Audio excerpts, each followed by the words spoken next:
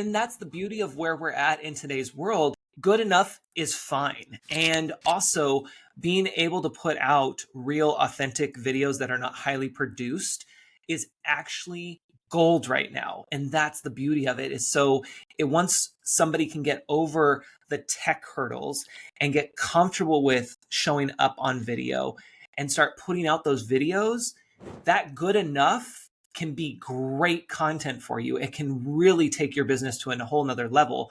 And again, you don't have to be fully highly produced, edited, all the things. We're in a really special time right now when it comes to video. In this chapter of the Business Library, we're going to be talking about how to make videos and also how to market them effectively for your business so you actually get something out of recording a video and it's not just, well, nobody watching it.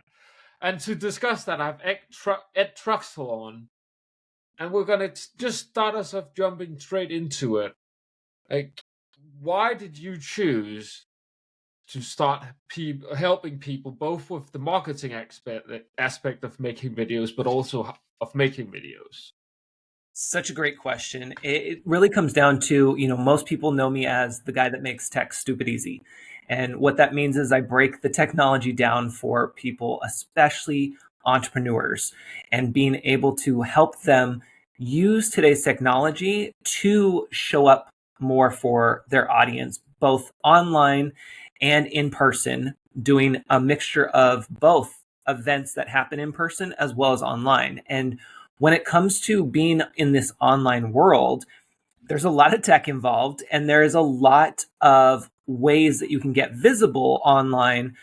But one particular avenue that is the best, in my opinion, is video. And that's where I had to start my journey when I first started my business, coming into the online space, trying to figure out, like, how do I market myself differently?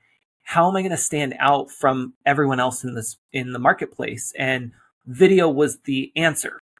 And I didn't want to be on video at that time, but I knew it was the answer, and that was the only way my business would survive. So I taught myself video.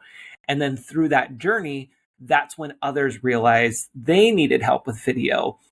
And then it became a snowball effect from there, teaching them how to use video to increase their visibility and to build that know, like, trust factor quickly online. I love that. Yeah.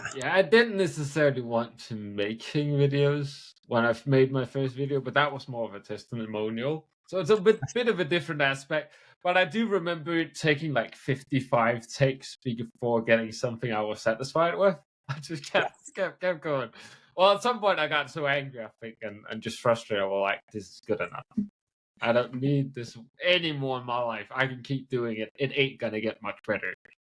Exactly. And that's actually what happens a lot of the times, right? I mean, for those who are watching us or just listening, you probably can feel the same way when you start to record a video, especially on your phone. You pick up your phone and you're like, okay, I'm gonna record it this time. I'm gonna do it.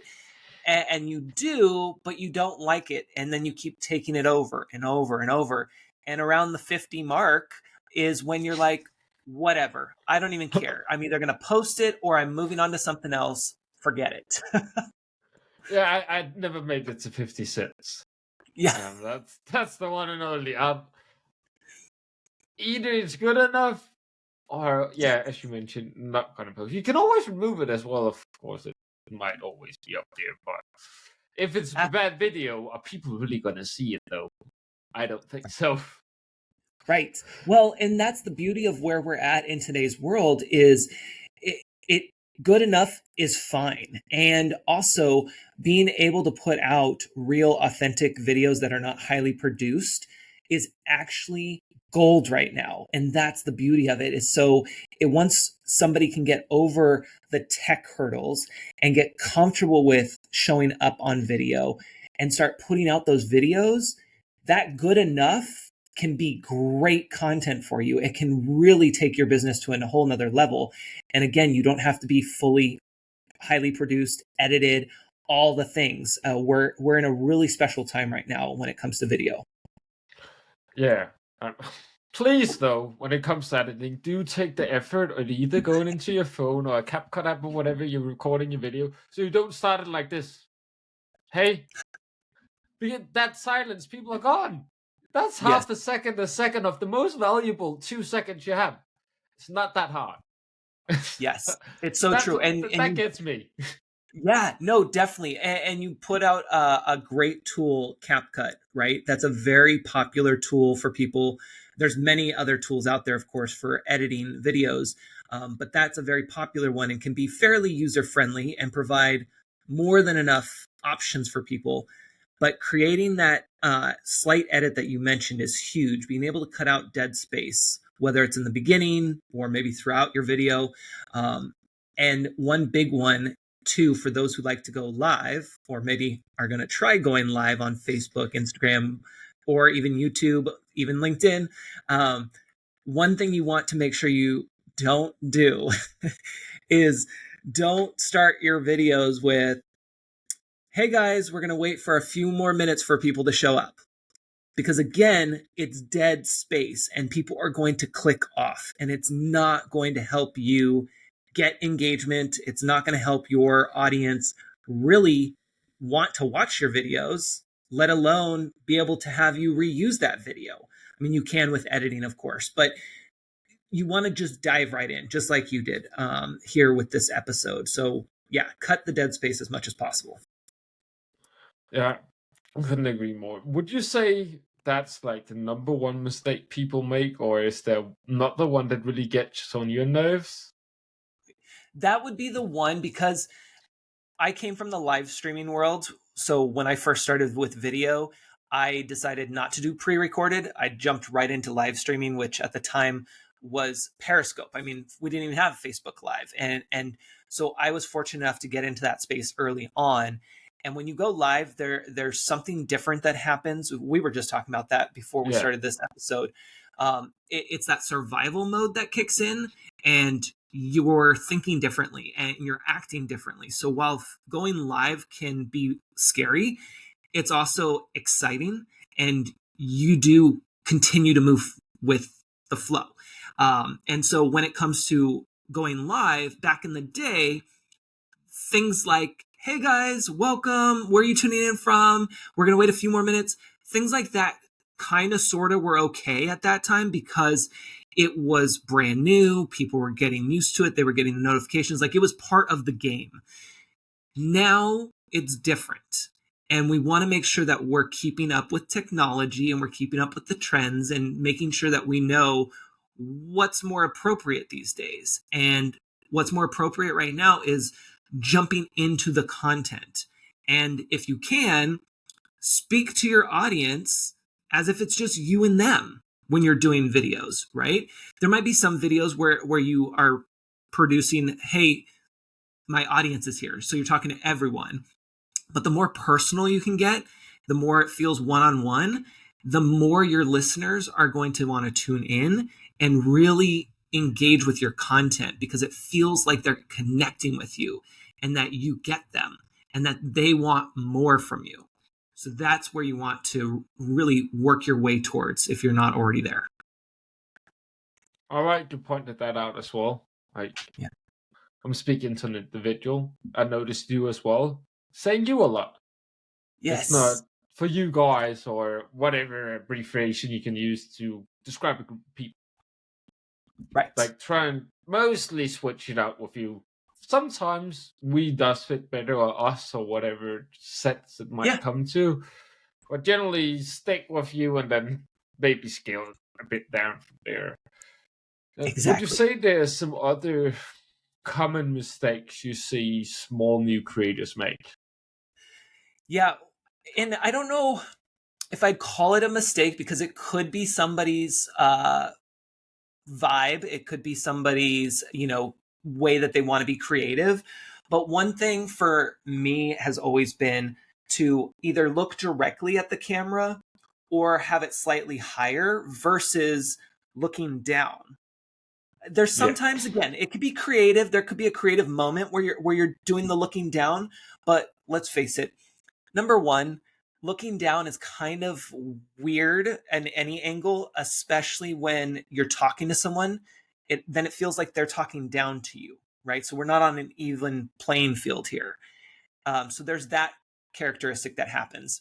But also, let's face it, none of us probably look good from below the chin here. I mean, we're probably all going to have double chin, right? We're going to have It the ain't the mouth. best angle for none of us. It's just not a good look for anyone, right? So try to avoid that. Higher eye level or higher is always nice for And that I'm piece gonna of it. start using that description. That was really good, actually. No matter how Yeah. attractive you are, like this angle right here ain't the best. Like there's many other better angles. Yes. Yes. So that would be a big one. And then, a fairly easy one that can be fixed is lighting. Lighting is big, and that's something that, and you don't have to have crazy setup or anything. Like right now I'm in front of a window. So all this light is natural light. And it's because I'm in front of a window. So it's not like I have this big expensive lighting kit that has been sitting in the garage. I know you probably have one in your garage. You're listening to this and you're like, oh, he called me out. It happens, right? You buy the equipment, you have the fancy camera, you have the lighting kit, and you're still not doing your videos. And you're like, why? Why? Because you don't need all of that. You need to get comfortable with being on your phone creating your videos. Even True. if you don't post them yet, work your way up, like break it down as simple as possible. Yeah. Like the best investment I've ever made was one of Yeah. those cheap two-tone light bulbs, because right now it's pitch black outside here. So with Yeah. white light, I look natural colored, but with yellow, you look it looks bad. It just Yeah. and those light bulbs are quite cheap. Just one, Yeah. you don't nothing fancy, and you can just make sure you record. So it kind of makes sense. Exactly. And when you're on video, the more you start to do it, it's just like going to the gym, working out, whatever you like to do. The more that you do it, the more comfortable you get, but you have to do it consistently. And so what I do with my clients is if they're not comfortable with posting the video yet, then we work on exercises of just getting them recorded. And then we start to work our way up to actually posting them. So start where you are. When we think about video, oftentimes you might be thinking about video from years ago when you had to have a full day for video recording and you hire the videographer, you hire the makeup artist, you have the whole lighting situation going on, you're renting a studio. It's not like that anymore. Sure, that can happen for certain things, but what the videos we're talking about right now, you have what you need. It's in the palm of your hands. And so we want you to get comfortable with being able to record videos and being able to then post them. And again, breaking it down, because if I say, I want you to go record a video right now and post it on social media, that's a lot, because especially if you've never done it before, because you have to think about, what am I going to talk about? What am I going to wear? How am I going to look on camera? When am I going to do this? How much editing do I have to do? Where am I going to post this? What's the caption? What's the call to action? What hashtags do I want to use? What platform do I want to put it on? Is your head spinning yet? Because that's a lot. So break it down and focus on the one thing you can do right now. What's the one step you can take? Record the video. Great. Maybe tomorrow you'll come up with a caption for it. Maybe the next day you'll actually schedule it to go out on Instagram. Maybe a week later you'll repurpose it on Facebook, right? Go down the line, but you have to start and you have to make something happen first. Very true. And I actually, majority of the videos I made was not necessarily for YouTube, especially not in the start, or Instagram or any public platform. I was basically just doing daily accountability videos to like an accountability group I had. Oh yeah. And then you post a video a day. Every Yeah. day. Nearly. Maybe you Well, and go that's on such a good vacation, point. stuff like that. But you Yeah. really get the volume in. Yeah. And you bring up such a great point, because when we talk about videos these days, it's automatically assumed that it's for social media, which definitely can be helpful, especially because we're talking about, marketing yourself and getting your business out there. But like you said, it can be for private use cases as well, especially because online course courses are so popular these days, and almost every entrepreneur I talk to has a course in them, and they're working on a course. Well, guess what? Courses have videos. So you can start practicing recording your videos for your courses. Or if that's too much, you start with the videos for social media, and then that allows you to put in the reps so that when you do record your videos on your computer, maybe for your course, you feel more comfortable. So whatever works for you, but just pick one, make a decision and move forward with it. And then pivot along the way, or like I like to call it, edit. You're going to edit along the way, changing up the steps to make it work for you. Yeah. It's, as you kind of went into, like, making it simple. Yes. You don't want to, in something new, you overcomplicate it. It's like, great, you maybe get started, but you don't really want to continue because there's actually quite a lot of work you have to put into it. On top of actually learning how to make a good video. Like, all of this is like compiled into one thing. Yeah. Then most of the small things you notice that other people won't notice. Like, and Exactly. if they do, it's great for engagement. Great engagement. Like, Yes. actually making content. I did a video where I did push-ups over a puddle, and I noticed my form actually sucked, and I was like, oh, that's actually quite a good thing. I'm going to, probably people on TikTok and Instagram are going to go absolutely ballistic over it. And they did. Yeah. Yes. And that's the beauty of it, is you're being yourself, and you're not worried about perfectionism, and you can notice things after the fact, and it's okay, because then the next time you'll work on it, you'll change it up. Or for some people, that's part of their engagement strategy, right? They're going to misspell something, or they're going to say something that's maybe more controversial, or whatever it may be, but they know going into it that they're doing that to get that engagement piece, right? So whatever works for you, but the point is that we want you to get up and record your videos. And I actually say get up because I love standing. Like right now I'm standing. And so almost all of my videos, I'm standing when I'm recording them. Very rarely am I sitting. For me personally, I just am too uncomfortable when I'm sitting to try to record a video. Unless maybe I'm like super, super casual with my phone, and even then it's very rare, but I will do it. But again, I'm also having my phone higher up, right? I'm not doing the down low here. It's higher up for that piece, or right at eye level. But, try different things, see what works for you. If you don't like standing, try sitting. If you don't like sitting, try standing. Walk and talks, keeping that body moving. That's super helpful. There's some tips around that you want to make sure that you follow if you're walking around outside, especially recording your videos.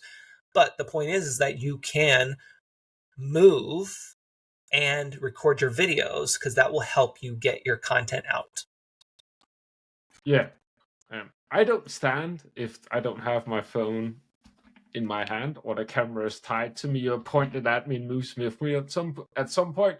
Otherwise, I'm gonna walk off frame, because I'm gonna start doing it like it's a speech, and then I'm off to somewhere. I want to go on the other side of the stage, and then I can come back and then kind of move around. But yeah, I need a wider lens before I start doing that. But kind of also talking a bit about like engagement. What are some of the best ways you found to actually get videos noticed in the feed? Because like, people are scrolling and they're not really paying attention to most of the videos on there. Right. And so one of the biggest things is having captions, which thankfully a lot of the platforms have them built in already, but you can add your own from CapCut to Instagram or wherever else you're using your videos. Having captions, because most of the time, I think it's at least 50% of the time, people don't have the sound on. So you might have that cool trending audio that you're like, oh, this is great, I love it, but no one's hearing it. Or you might be talking, but nobody's hearing you talk because they haven't stopped to turn on the audio for it. So having captions definitely helps a lot, for other reasons too, but that's a big one. And then also making sure, like we talked about at the beginning, having you jump right into whatever that conversation is. Like, what is that topic? Have that hook A lot of times people like to say, have a hook, have something, think of it as your headline. What's going to get people's attention? Have that piece right there. And then depending on your platform of choice, you could have a graphic for the cover image of that video. And that graphic could have something, again, a headline, something shocking, something, some colors that pop. Like there's could be something that grabs people's attention. But those are like the bigger ones. And then also repurpose your content. So oftentimes people forget that they get so caught up in recording the video and publishing it on one channel and checking the box and being like, whew, I'm done. I don't want to do it again. And it's like, okay, yeah, you finished that video, but you can still use it in other places. Repurpose the content, right? That's what I love about long form videos is you can have a long form video. So let's just say 10 minutes long and post that somewhere. And then you can go ahead and take that 10-minute video and chop it up into, let's just say 20 smaller clips ranging from 30 seconds to maybe a minute long. Well, look at that. You have plenty of content to share throughout your social media channels, your email marketing, which I hope you have an email list set up, and then you can put it elsewhere. There's so many other places you can use it. So just remember that it's not that one video that you're creating for that one channel. It's one video to get to know, have your audience get to know, like, and trust you, and you reuse it. So that's another reason too, when we were talking about your opening statements, instead of saying, hey guys, welcome, happy Tuesday, blah, blah, blah, cut all that. Yes, because people don't care. people don't care. And two, then it makes it easier for you to repurpose that content. Because now you don't have to go in and edit out that chunk, right? It's no longer specific to Tuesday. You can put it on Thursday or Friday. So really think about the bigger picture and understand that one video can be reused in multiple places. So all you really have to focus on is your topic. What's one topic and 3 talking points? I always say don't go past 3 talking points because you might have just enough with the 1 talking point, but I say up to 3 because you might rush through the first one, you might rush through the second one, but by the third one, you've kind of slowed down and you're like, okay, I'm good, I'm here. And that gives you plenty of content. So keep it super, super simple. Or like I like to say, stupid easy, right? Yeah. I like to say fun and easy. Yeah. My headline for it. But it all means the same thing. Exactly. Yes. And when you say repurposing, I think that's such a great idea as well, because you might actually notice that your videos do better on TikTok than they do in Instagram, or do better on YouTube than they do on TikTok. Yep. Because it's different audiences. Like some videos do very well on one platform, some videos do very well on another platform. Yes. And sometimes you're just confused because nothing makes sense.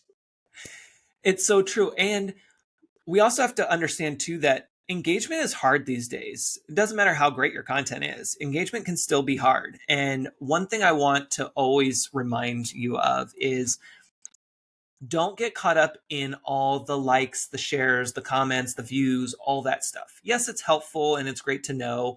And there are some key points about those things, but understand that the most important part is that you are creating video content on a regular basis with relevant topics to your ideal audience to attract them, and understand that yes, a subscriber on YouTube might be great, but wouldn't it be better if the person just reached out to you and was like, hey, I saw your YouTube video and I want to work with you? Right? Yeah. So understand, because that happens. Like I just had a client who was talking the other day about how she had it was a video interview that was posted on YouTube. It didn't have very many views. Let's just say maybe 200 views or less. Didn't have any comments on it. And that video got in the right hands of somebody else who now is promoting her as the expert to his clients because of this one video interview. And it just blew her mind. So understand that it's about doing the work, putting in those reps, showing up, and it can take some time, right? It's not going to happen overnight. Sure, that's possible. And maybe that could happen, but the goal is not to have that overnight success. The goal is to put in those reps and be on a regular routine for yourself, and understand that within typically the first 6 to 12 months is when you're going to start to see those big results, especially when we're thinking about YouTube. So put in the work and know that people are seeing it, because it still comes across our feed. Whether we like it or we comment, it's still going to come across our feed. But we got to keep showing up. We got to keep delivering that information. We got to keep doing whatever engagement we can. That's another big one, talking about engagement, is if somebody comments on your stuff, whether it's a video or a regular post, go back and comment, follow up in the comments. That is engagement. That's like putting money in the bank. It's like depositing a check into your bank account. Every time someone comments, you want to try to comment back, because that is going to help your content overall get pushed out to more people on these platforms. Man, that's the easy way to double your engagement, basically. Yes. And one thing I've started to see more and more of that's important, more than engagement than any other analytic, is watch time. How much time do people actually spend consuming your content? Yeah. Because most platforms, they don't care about how many likes you get. They care about how many hours people spend on their platform so they can show them more ads. That's what they care about. They could give 2 fucks about the likes. They care less. It means nothing to them. Like, their bottom line is not impacted by likes and comments, just like our bottom line is not impacted by likes and comments. For sure, it's great. But would you rather have your videos shown to 150 of the right people or 1 million of the wrong people? One is going to get you a bunch of likes and comments, probably more than the other one, but it's not going to get you anything else. Exactly. And you want to make sure that you're going in with that understanding, right? You got to know what these platforms want. You got to know what your audience wants. And you want to make sure that you're putting a call to action on your videos, because that's a big thing, is that I'll see clients go through all the steps and they're like, Ed, I'm missing something, and when they come to me and we go through and we look at everything, and it's like, okay, well, where's the call to action? Like, where are you sending people to? And so really making sure that you're not only having a call to action in the caption, but also in the video and throughout the video, right? We want to make sure that we are being aware of all of these different scenarios and making sure, or key elements, I should say, and making sure that we're driving people back to our home online, right? That's why, unless you're, for example, trying to be part of the YouTube program and you need, 1,000 subscribers or whatever, what does it matter if they're subscribed to your channel or not? As long as they're getting the videos and watching it, and you have a call to action to book a call with you or to sign up for your email list or whatever it may be, and you start to see that traction, that's all that matters. Nobody cares if they're a subscriber. I've seen YouTube channels where, and the creator has said they have a great channel. You can see they have tons of comments, they have tons of views, and then they're still struggling to get subscribers. They're like, I have all of these people in my world, but I need people to subscribe. And it's like, it happens with big and small creators. So remember, just have your call to action and drive people back to your platforms, because that's what you can control. You can't control these other platforms. Oh, and I've watched plenty of YouTube videos and heard plenty of YouTubers complaining about the YouTube algorithm and how YouTube policy changed and copyright and demonetization, a bunch of other stuff. Oh, yeah. So you can't really rely on it because it's out of your control. It's on a layer what they decide to do. So it's Exactly. more safe to drive them to your platform if it's an email list or your whatever else platform you want to use. It's just important to have their contact information and as Yes. many ways as possible to some sort of limitation. Don't want to have people to spend 10, 30 minutes filling out stuff. They don't have, Right. I don't have time for that. Right. Unless I really, really, really, really, really want to meet you, I ain't Yeah. gonna. If it's more than a couple of minutes, I'm like, yeah, no, Right. this is too Keep it much. simple. Yeah. And again, who do you think you are to some extent having people to spend all this time doing all these things? Right. Um, I would like to hear your thoughts on as well when it comes to what's your favorite platform when it comes to video content. If you had to pick one, I of Yeah. course use multiple. That's a great idea, but what's the best one Yeah. for people to start on? And person listening to this. So, such a great question. The automatic response is it depends, right? It depends on Yeah, somebody's goal. I will say right now though, probably for everyone is to really focus in on YouTube and getting comfortable with having videos on YouTube, because it is a video platform specifically. It is a search engine. It's owned by Google, the number one search engine, and it yeah, is the place that people go to when they have a problem. So, yes, you can have the videos on other social platforms, and it's great, especially because you probably have an audience, just like I do on Facebook and Instagram and LinkedIn. So yes, it's good to share the videos there as well. And you might get more engagement over there. But if we think about, again, the bigger picture, YouTube definitely is a great opportunity for all of us across the board, especially because there's so many YouTube channels that are just left hanging. Like there's either no content on them or they started their about page, but there's nothing there. Like there's just so much opportunity that even if you increase it by 1% for you, that's going to help your business in the long run and be able to really take you and get discovered even more, to an audience that you were not already connected with on these other platforms. yeah. I think you made a great point about how YouTube is also a search engine. Your Yeah. videos actually get to live for more than a couple of days. And then Yes. sometimes they really start living after a month or 2 months. Oh, yeah. I don't know Yeah. where YouTube figures out who wants to watch this video, who is it for, but because it did a little bit of testing, and then it's like, oop, and then it really starts growing. They might drop off and start growing again. Yep. But that doesn't really happen on a lot of platforms. Right. To the person that just loved everything you just said, Ed, where is the best place for them to reach you? What is a logical next step after all the value we've shared in this episode for them? Such a great question. First off, if you loved it, awesome. Thank you so much. I'm glad that you took the time to listen to this. Second, I made it so easy. All you have to do is go to stupideasy.com, and that will take you to my main website. And there you can schedule a free call so we can check in, see how things are going for you, answer any questions you have about this episode, and then also point you in the right direction for moving forward with your video marketing journey here. So that way you can have the next right step. So if you just go to stupideasy.com, that will take you right to my world, and then you can connect with me there.